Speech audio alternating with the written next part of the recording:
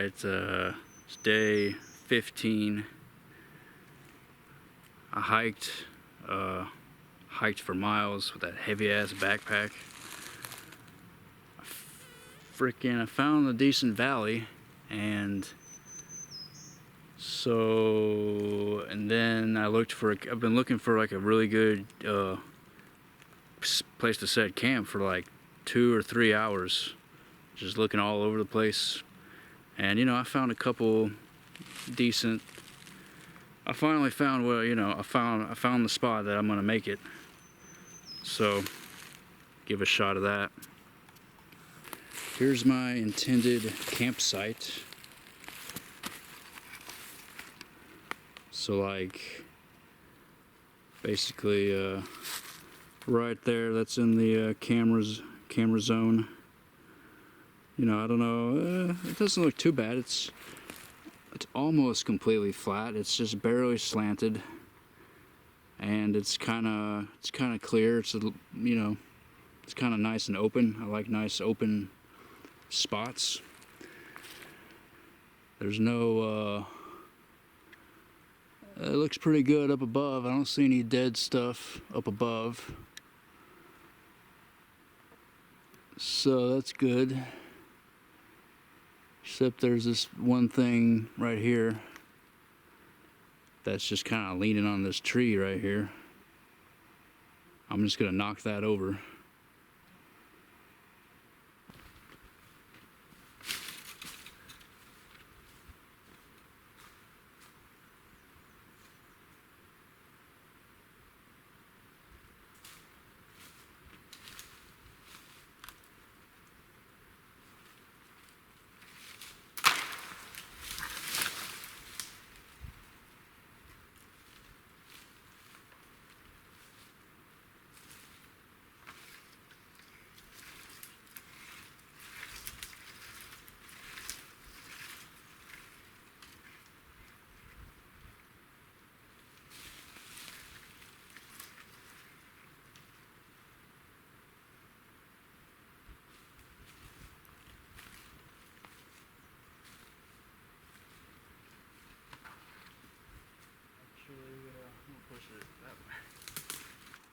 I'm gonna push it the other direction, actually.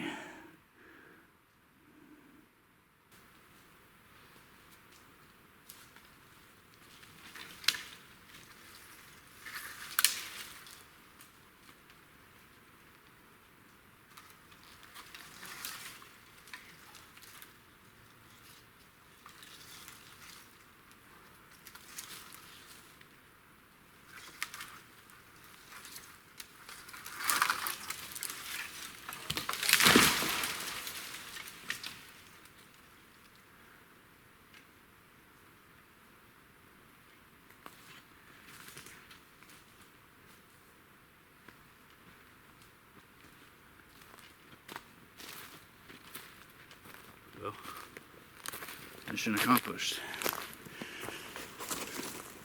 A little dangerous. So, I mean, the site may not look like too much. We'll see once we clear it out. We'll make a 2-prong stick to use like a rake, and we'll just scrape it out and then throw. It's like 50 rocks, but I'll just throw those rocks out, and we'll see. It's a decent little area. There's a good stream nearby. Sort of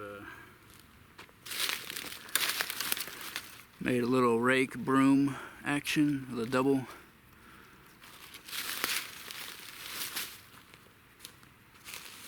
And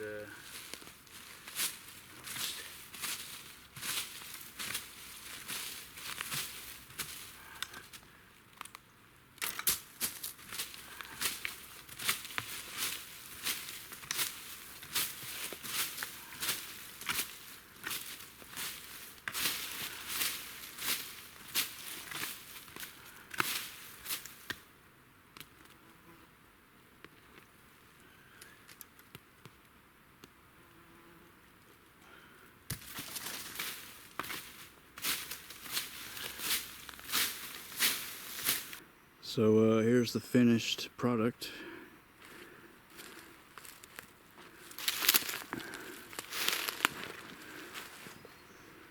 So that's what it used to look like. And now it looks like that. Just dirt mostly, got all the rocks and leaves out.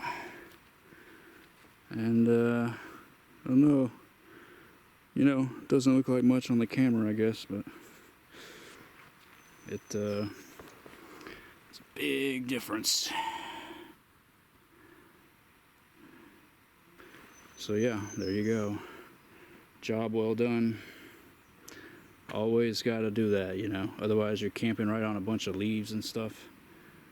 You might lose like some of your gear, you know. Plus it's just, I don't want leaves all over the place. Plus there could be bugs up in the leaves and stuff, so something I always do, clear it out real good. So I've got my tarp laid out there. Now I need some stakes, some tent stakes. Okay, so what I'm gonna do is just cut some out of some sticks. Now I like to go for pine. I like these pine branches to make stakes out of, and the reason is because they have a top to them, right?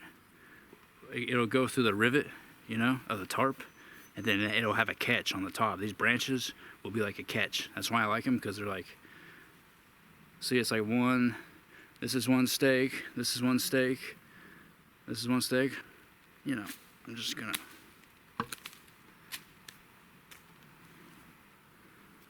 then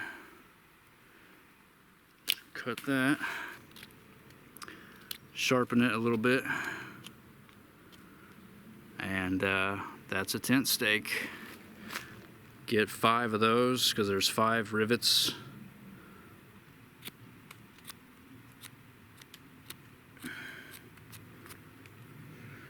Sometimes I gotta be honest, I'm talking, right? I'm talking and like I'm in the woods, there's nobody around, I don't think. It's kind of weird. I'm just like talking. Can anybody hear me now? Can you hear me now? I guess not. I don't know. It's kind of weird. I'm talking. I don't know. Another tent stake. Now I just got to find a good baton, which will either be a rock or like a big, kind of a fat log. Baton it.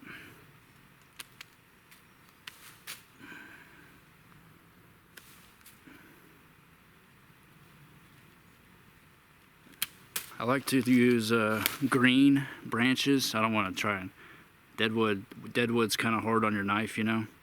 So I like to use green stuff. It's easier to cut, smoother. If the baton is too wide, or I mean the stake is too wide to fit through the rivet, just sort of shave it a little bit, just so it's thin enough to get through the rivet on the tarp.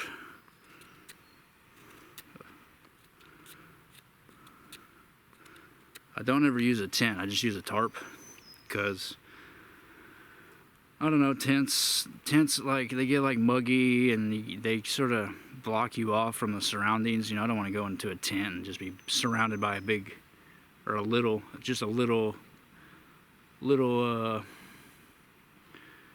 egg of canvas or whatever it is, unless I want to have a fire. Of course, you know, if you're all sealed in a tent, then you can't have, no rattlesnake is going to come inside, right? If you're sealed in. Here, I'm just kind of out in the open. Maybe hopefully not, a rattlesnake will come in the night. You hear stories about rattlesnakes crawling in a sleeping bag when you're sleeping, and the freaking snake crawls in there. I don't know, man. That would suck, obviously.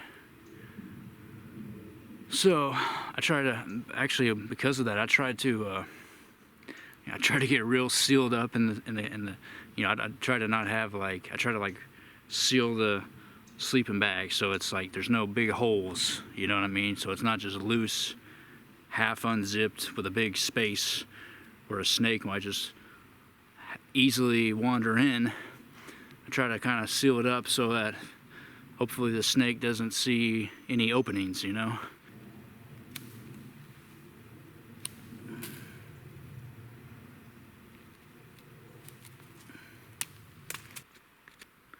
I like carbon steel knives as opposed to stainless steel. This is a carbon steel knife. Reason being, they hold their edge a lot longer. They hold their sharp edge. And that's the reason. Stainless steel gets dull fast. Like, you cut one stick with a stainless steel knife and it's like you gotta sharpen it again. That's why I like carbon mostly. It just stays sharp. It feels harder, it feels heavier, it feels more heavy duty, you know. If you were to like bang it on like baton with it or something. Okay, look. Well, I almost feel like I can catch myself looking directly at the camera. I can't see. What does that look like exactly? Oh, I missed it. I almost got it. Oh, I think I almost got it. Alright. Doesn't it look weird though if I'm filming and I'm looking to the side? Like, what am I looking at? I'm looking at something, right?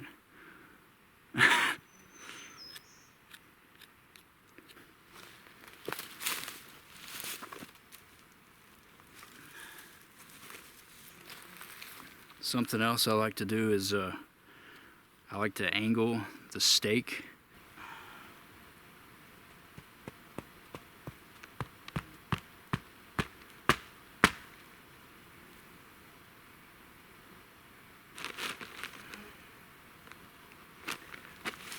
Get it nice and smooth.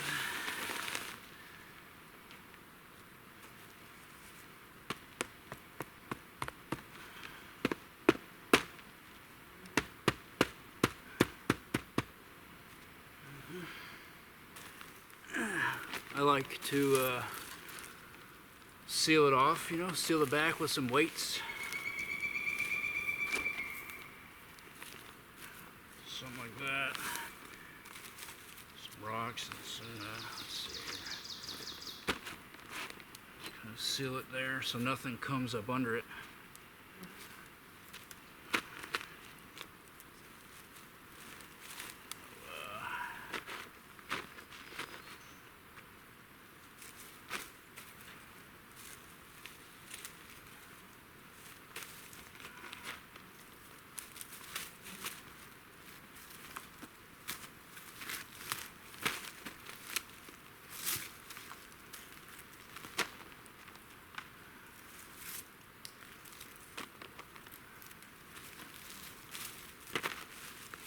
Actually, I want to sort of cover it up just a pinch, just to, so it's flush.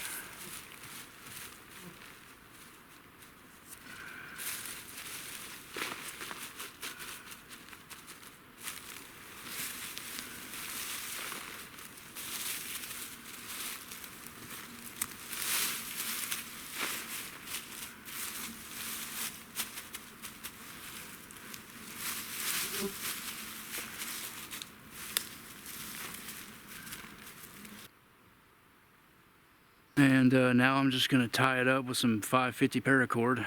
Tie up the couple corners, maybe even more than just the two corners. Maybe on the sides too, just to give it some extra structural integrity. Maybe raise it up a little bit, you know. We'll see how it goes. It depends too where the trees are, you know. Because you know, if the tree ain't in the spot, then you can't do it. If you don't have a tree right in the right corner, it'll make the tarp wumpy jog. So tie it from a few different rivets.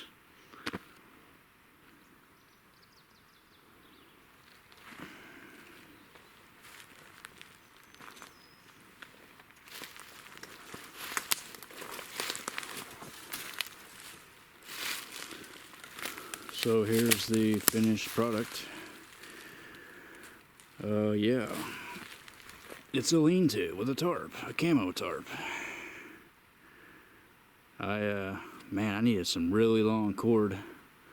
Look at this, I stretched that all the way to that, sure, it's like 20 feet away. And then same thing over here. Stretched that cord all the way to that tree. That's a good trick right here. Something you can do is get a, this is actually my walking stick that I've been using while I'm hiking. Just cut a little point so it'll stick in that rivet hole a little bit, and just prop it. Because if I didn't do that, it was like the tarp was like way down here, you know, to get that distance to the tree. So just get a little stick. After I tied it up first, and then just sort of wedge that up in there. It's pretty taut, you know. I like the tarp to be nice and taut, not all loose and hanging. And so, whoa, freaking rock in the way. I tied 2 cords on the side also, just to give it a little, I don't know, why not?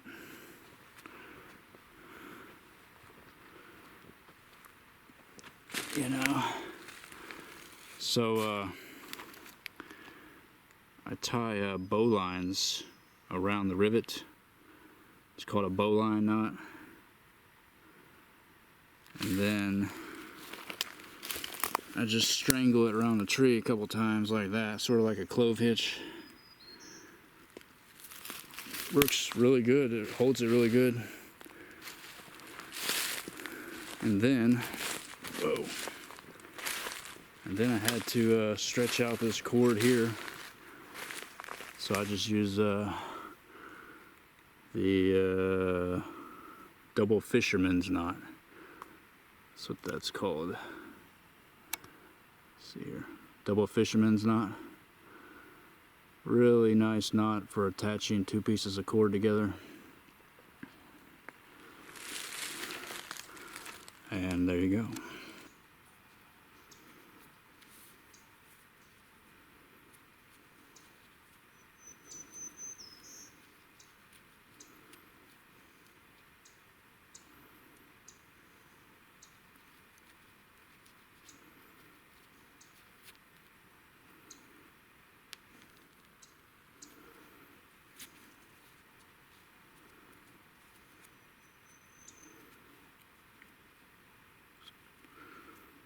Twist it a couple times, bring it back around.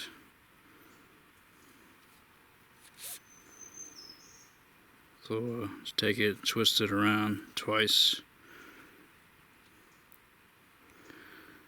Then send it back through the first one. The 2, like that. Got yourself double fisherman, perfect knot for tying 2 paracord together.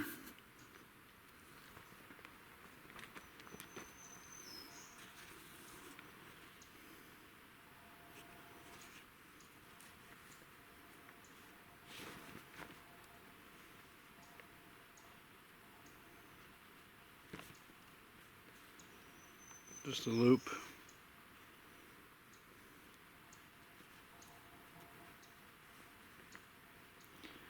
You know, if you want to know how to tie these knots, you're probably going to have to look elsewhere, because I'm not explaining it very well, am I? But the bowline is a nice knot for this. It creates a loop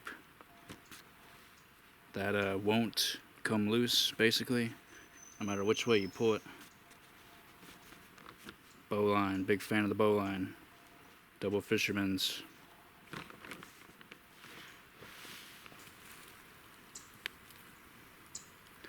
So it's on the tarp, it's already tied to the tarp. Pull it nice and taut. And then find the right spot on the tree. And just pull it around. Depending on how much cord you have, you can wrap it several times.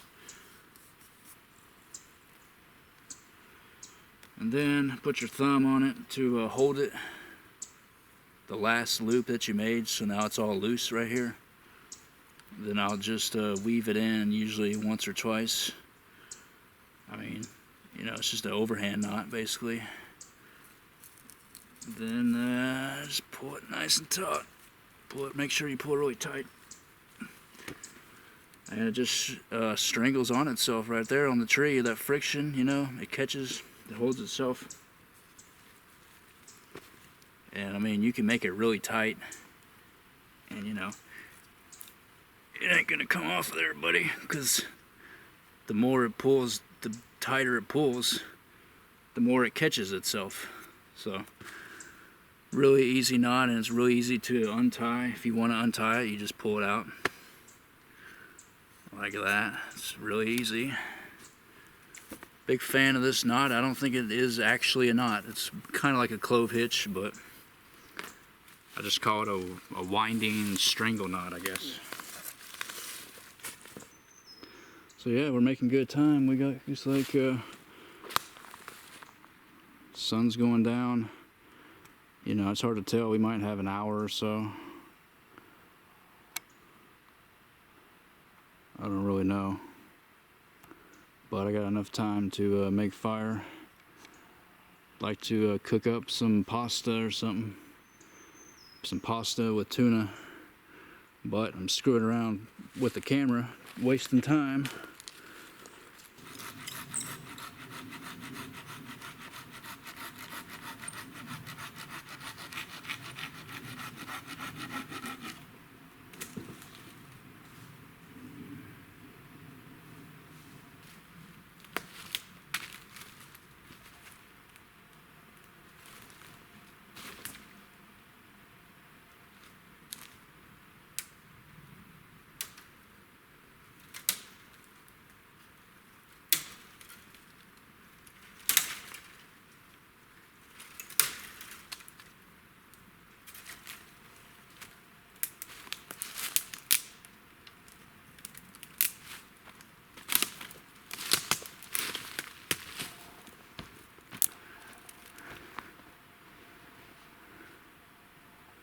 Yep, this good kindling.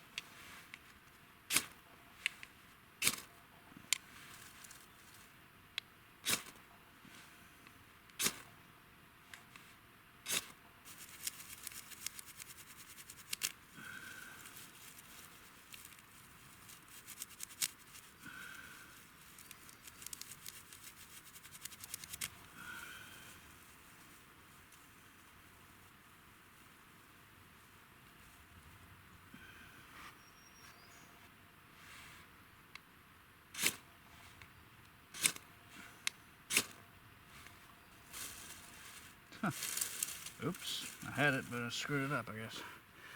I think this grass was in my pocket. I think it's got a little bit wet now.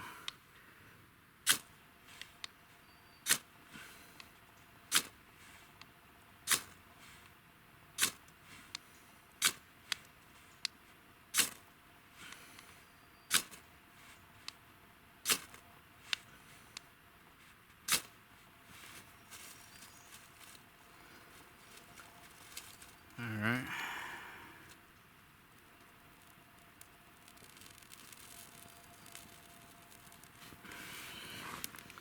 That took way too many tries, but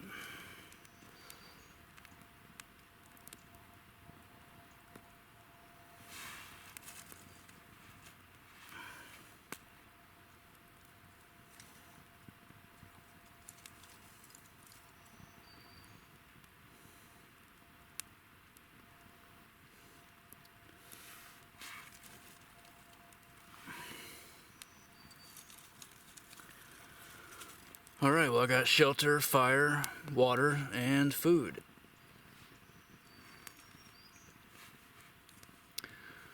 So yeah, good to go for the night, I guess. Hopefully nothing happens. And that smoke is gonna hopefully deter rattlesnakes. I don't know, does a fire deter a rattlesnake? I don't know. I know it deters like a bear and like, you know, raccoons and stuff, but snakes, I mean, I guess hopefully it does.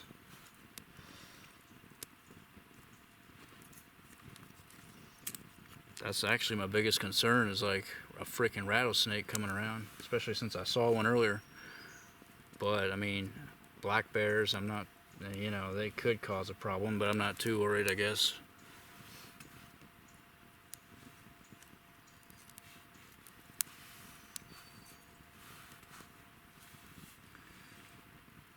So yeah, we want a big fat log, like this big beast, just to burn low and slow.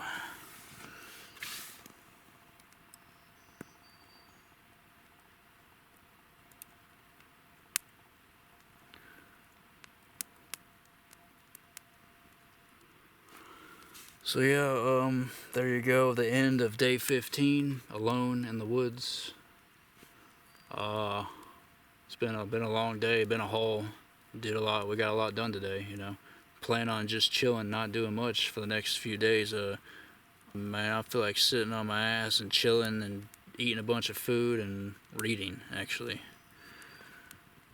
Read Moby Dick. I brought Moby Dick, the novel, unabridged. So, it's actually, I haven't read that much of it, but so far it's pretty heavy duty. So yeah, man, I'm worn out, you know. I still got a little bit of daylight. I might cook up some pasta. It cooks pretty quickly, so I ought to do that, actually. I gotta collect a bunch more firewood. And but I believe that'll be it for the recording of the camera footage for the day. Hope you enjoyed my video. Subscribe for more of my videos, obviously. Leave a comment.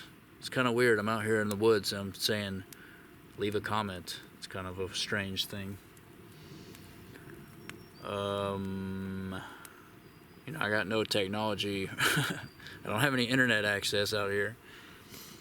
So, but yeah, leave a comment. Like, subscribe. I hate saying that. I feel so cheesy telling. That's such a cliche. Like, subscribe. Leave a comment. Share. Whatever. Okay, don't then. I don't care. Actually, I do. I prefer that you do. But, alright. I need to get my head in order here. And, it's like, if I stop talking, I'm going to stop recording the video. So if I keep talking, then I'll keep recording. Well, the sun's about to go down very soon, so I need to quit talking. And catch you later.